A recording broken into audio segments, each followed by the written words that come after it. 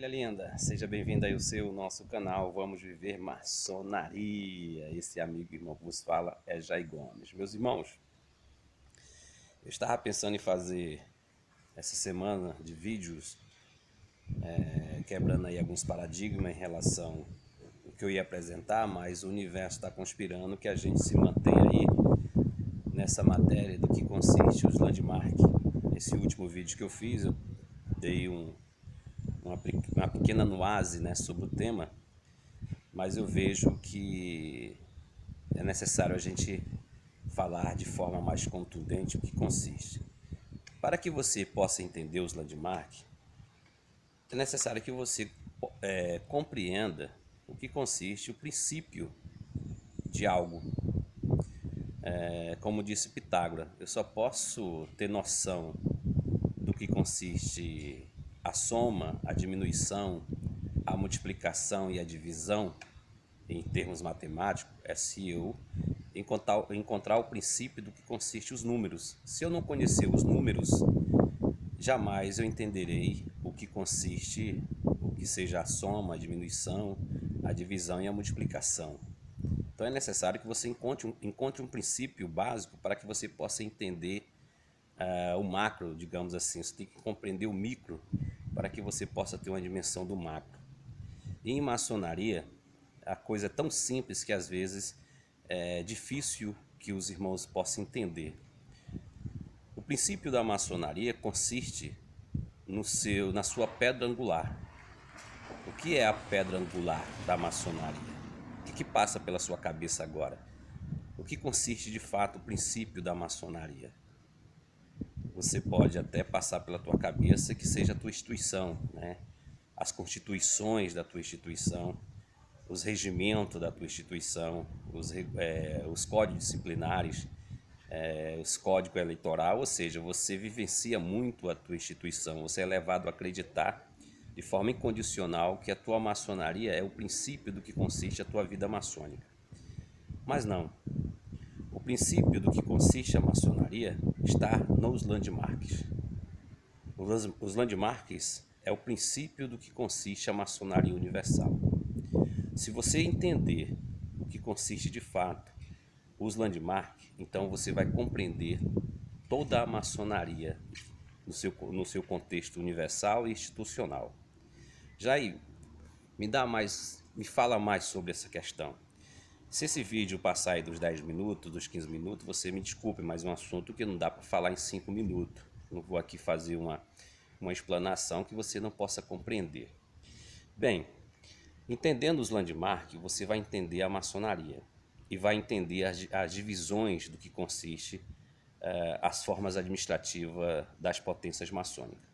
Porque os landmarks é o marco da maçonaria, é o pilar da maçonaria, e que se nós obedecermos de fato a maçonaria, nós obedecermos de fato os landmarks, a gente não ia ter tantas coisas do que consiste essa divergência administrativa de uma potência para outra.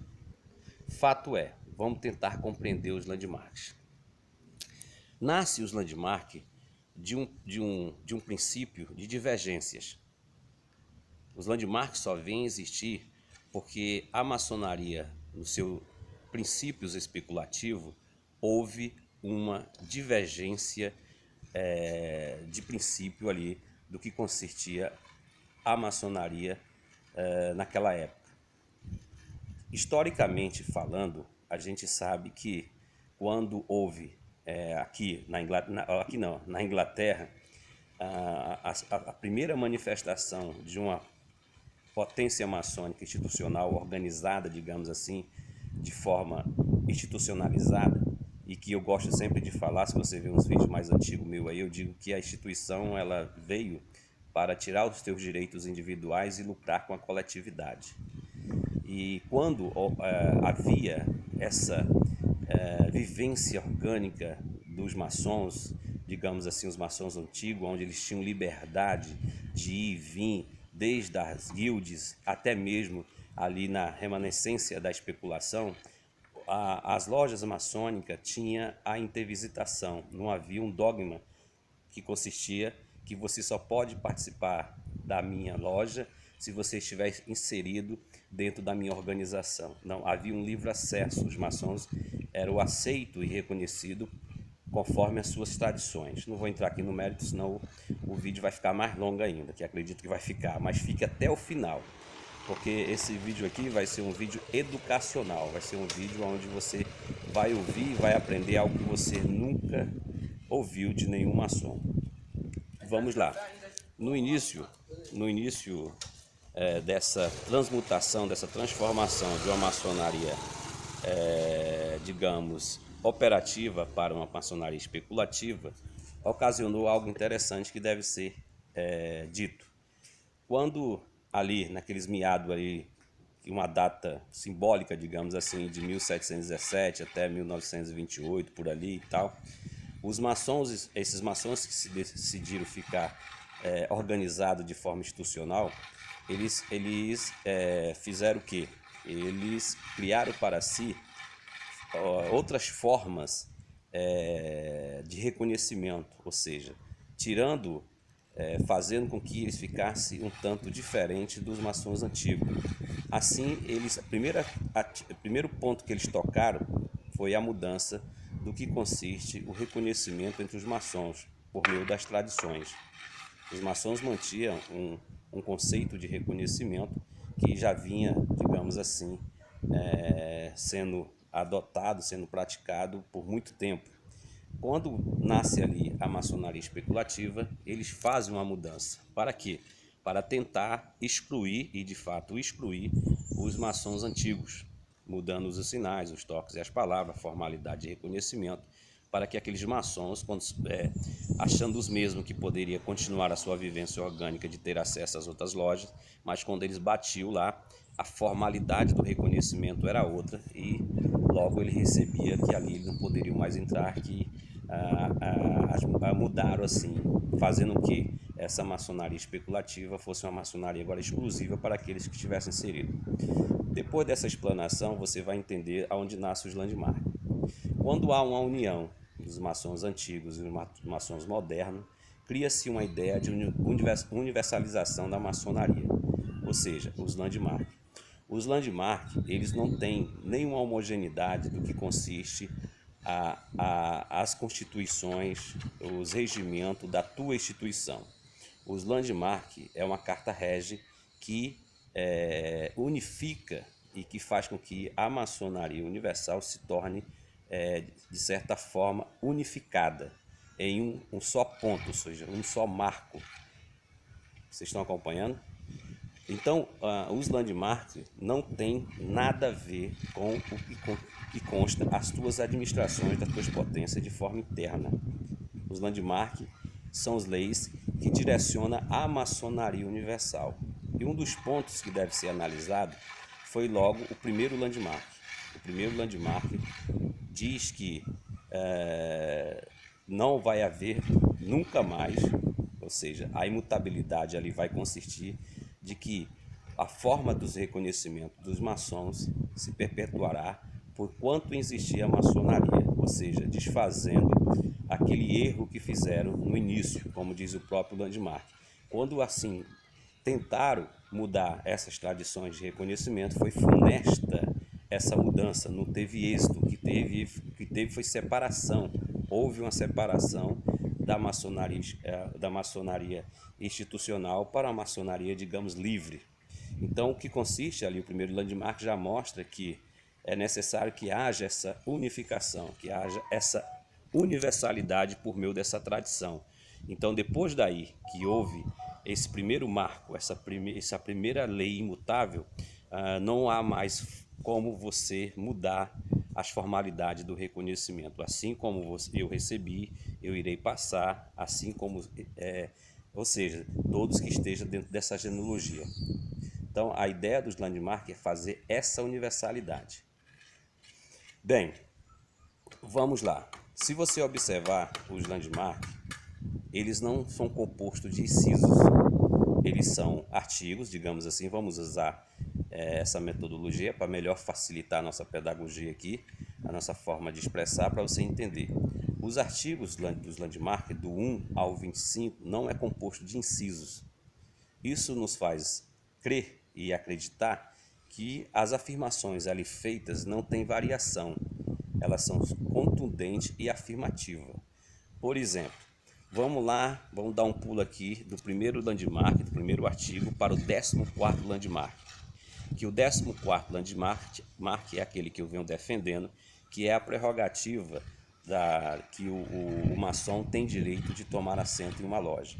Veja bem, analise hermeneuticamente esse artigo, 14º landmark.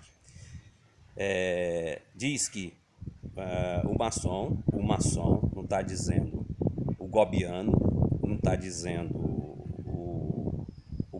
da grande loja do estado de Ceará, não está dizendo os grandes orientes estaduais, não está dizendo os maçons da grande loja unida maçônica do Brasil, da GLUMP. Meu irmão Cristiano, falei agora na GLUMP aqui, mandar aqui um abraço para você, viu, meu sereníssimo da GLUMP, Cristiano, sabe que a gente está junto, meu irmão, nessa luta aí.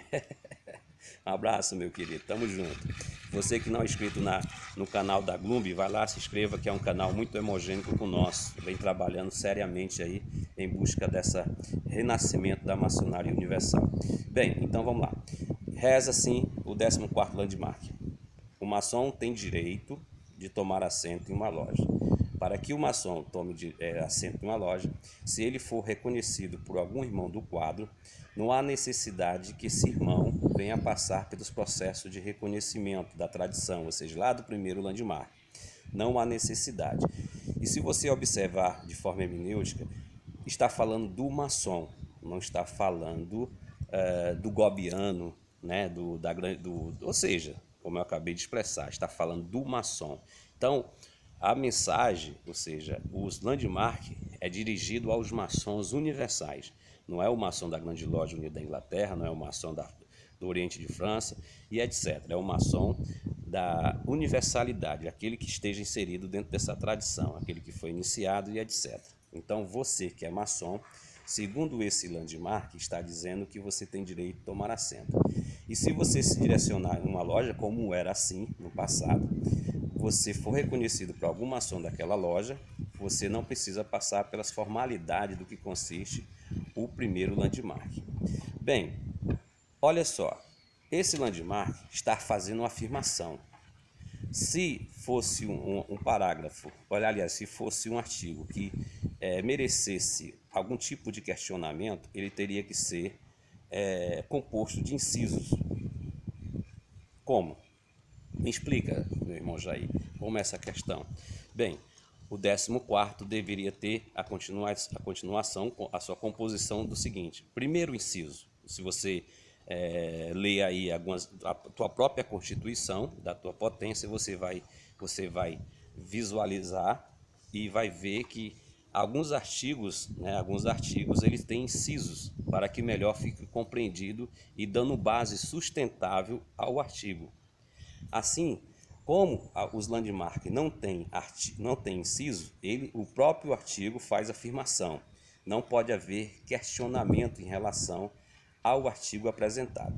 Então, se o artigo 14º, o landmark 14º, tivesse um segmento do seguinte inciso, falando que o maçom tem direito de tomar assento, porém, dissesse o seguinte: primeiro inciso, o maçom, para tomar assento em uma loja, tem que estar rigorosamente com as suas mensalidades em dia. Inciso 2. É necessário que o maçom, não reconhecido pelo irmão do quadro, passe pelo processo de reconhecimento, segundo as tradições, logo também apresentar o seu SIM, o seu cadastro, logo apresentar a palavra semestral e etc.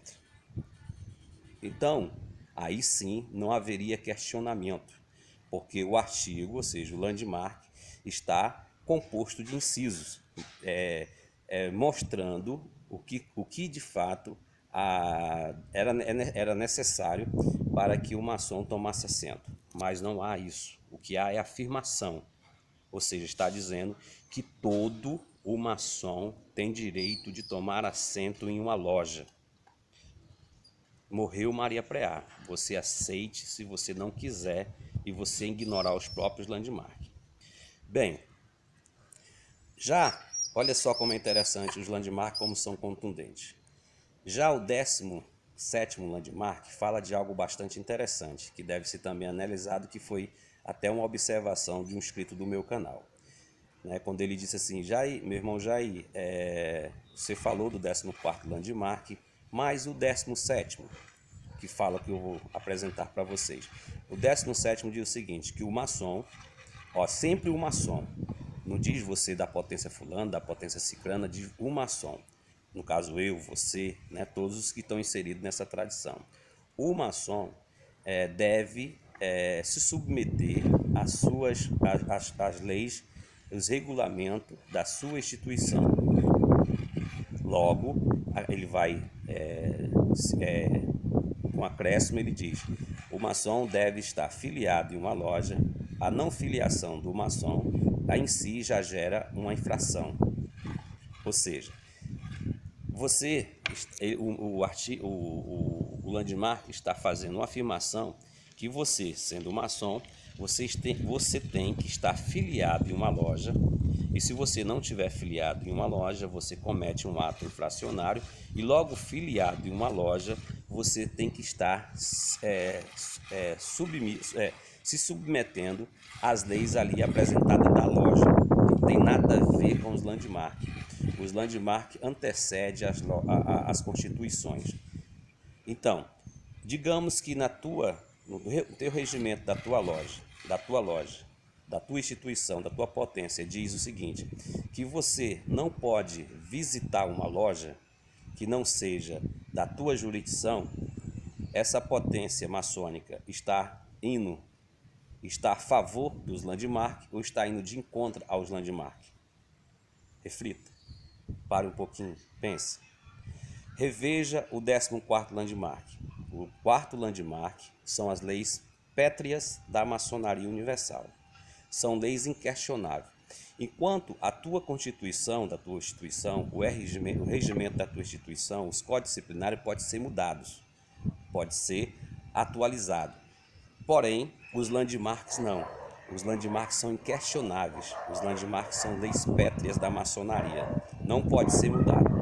A partir do momento que a tua instituição cria-se leis pessoais, leis particulares, que é um direito da mesma, dizendo que há uma proibição de você visitar uma loja que não seja da tua jurisdição, está indo contra o 14º landmark, que é o princípio, é a base da sustentabilidade na maçonaria universal. O artigo 1017 não vai de encontro ao 14º. Ele está simplesmente afirmando que você, como maçom, deve estar afiliado em uma loja e logo, dentro dessa potência maçônica, você tem que se submeter às vontades da loja, da potência. Mas, se a tua potência faz a seguinte afirmação de leis criada pela mesma, indo de contra o landmark, tirando o teu direito de maçom nesse aspecto universal, ela está quebrando o 14º landmark. Fato é que os landmarks são afirmações, não são seguidos de incisos. Mas, se você prefere, assim, se submeter de priori às leis constitucionais da tua potência, você está errado?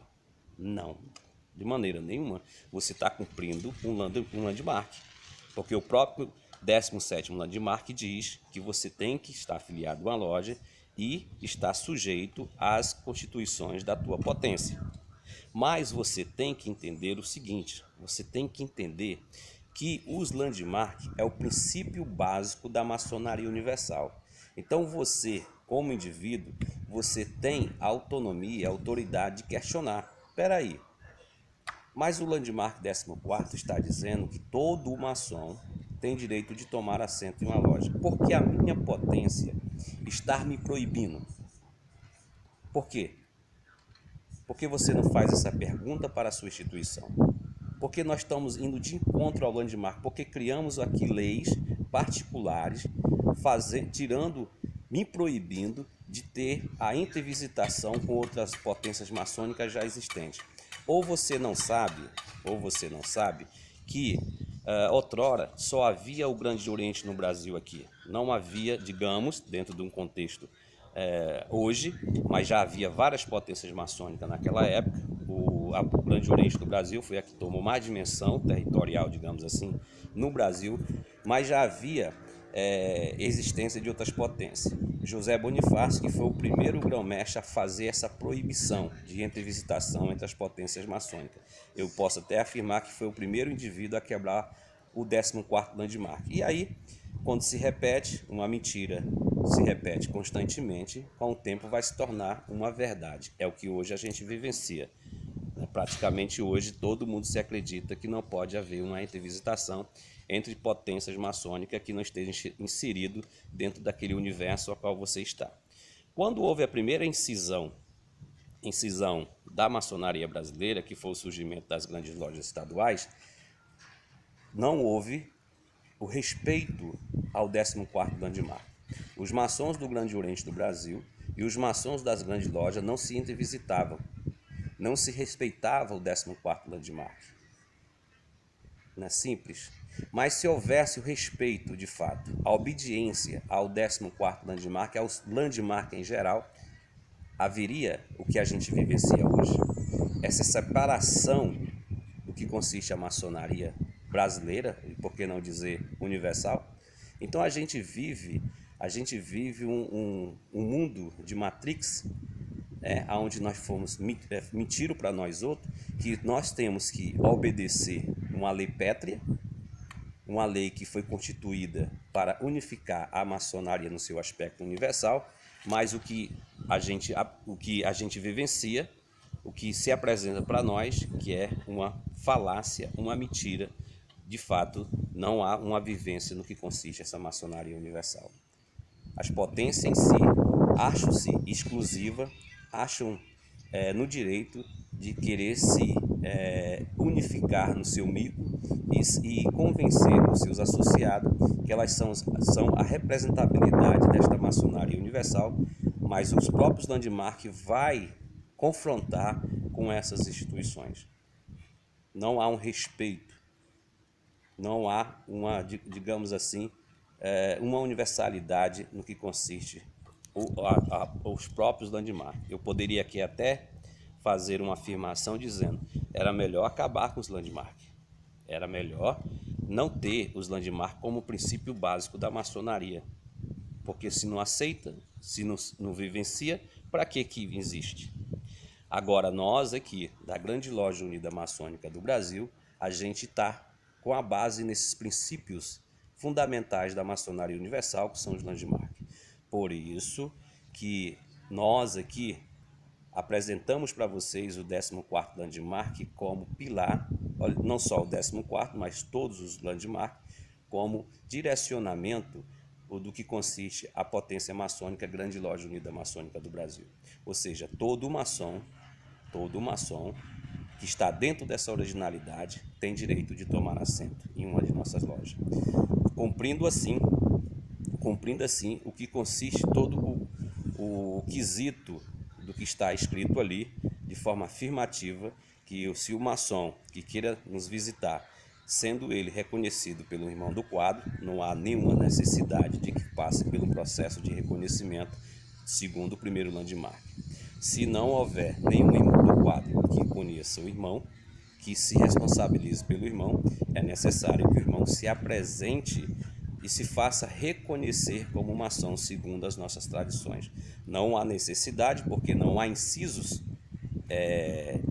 requerendo que você chegue aqui e apresente o seu sim, que apresente as suas mensalidades em dia e que diga qual é a tua potência, que diga qual é a tua loja. O artigo, ou seja, o 14º landmark, diz que você tem que se fazer reconhecer como maçom segundo as nossas tradições, não segundo o que consta a tua instituição. Quando você aqui chegar, você não vai ser interrogado qual é a tua potência, digamos, aquela primeira perguntinha que a gente pergunta ao maçom, né? Qual é a tua potência? Você não vai ser perguntado desta forma, você vai perguntado conforme a tradição. E assim consecutivamente. Não vai ter nenhum ponto que você vai ser questionado se tuas mensalidades estão em dia, e se tu está adormecido, se tu está ativo e etc. O que vai haver é o respeito incondicional do 14º landmark, seguido de todos os outros landmarks, principalmente nesse aspecto de tomar assento em uma loja, buscando na exegese o primeiro landmark, que consiste o reconhecimento por meio da tradição. Então, meus irmãos, deixo aqui esse vídeo para você, Cosmo, pensar. Claro, você está livre para fazer as suas ponderações, fazer os seus questionamentos, e para que, se você assim desejar, estamos aqui abertos a um diálogo eclético, um diálogo filosófico, para que a gente possa crescer na unificação, nessa universalidade da maçonaria e resgatar como lei pétrea, de fato, os landmarks. Te amo sem te conhecer.